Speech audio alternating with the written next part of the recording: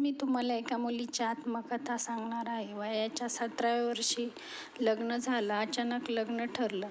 तिच्यासाठी तो आनंद नसून स्वप्नांचा चुराडा होता. काय करणार? घरची परिस्थिती बेताची असल्यामुळे वडिलांनाही त्यांची एक जबाबदारी कमी करायची होती. तिचे बालपण अगदी लाडात गेले होते, कारण ती आजी आजोबांसोबत लहानाची मोठी झाली होती. कारण तिच्या एका मामाला मूल नव्हतं आणि दुसऱ्या मामाला एकच मुलगा असल्यामुळं तो मुंबईत राहत असे. तो काही फारसा गावाला येत नव्हता.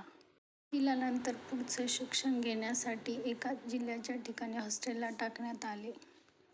11वीची एक्झाम झाल्यानंतर ती सुट्ट्यांमध्ये गावी आली आणि घरात एका मुलीला पाहुणे बघायला आले आणि तिच्या मनात काहीतरी वेगळंच होतं. तिलाच पसंत केलं. आम्हाला काही नको, फक्त मुलगी द्या असं म्हटलं. वडिलांना परिस्थिती बेताची असल्यामुळे होकार दिला. मुलाला स्वतःचं घर आणि छोटीशी नोकरी सिटी ठिकाणी आहे हेच खूप महत्त्वाचं होतं. पण हे आजोबांना मान्य नव्हतं. पण काही मोठ्या मुलीच्या लग्नामध्ये पैशांवरून वाद असल्यामुळे आजोबांना काही विचारण्यात आलेच नव्हते. आजोबा डायरेक्ट लग्नाला आले.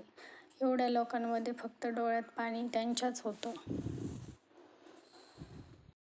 लग्न जास्त थाटामाटात न करून एका छोट्याशा परिस्थितीमध्ये लग्न करून दिलं. छान झालं. मुलगी सासरी आली आणि छान सुखात नांदत होती. काही तिची गोष्ट पुढे ऐकायला विसरू नका.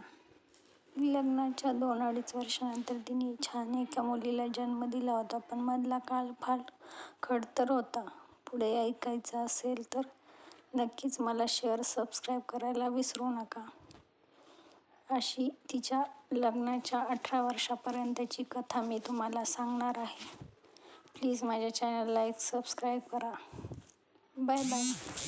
ही एक फक्त कथा नसून एका मुलीच्या आयुष्याचा प्रवास आहे.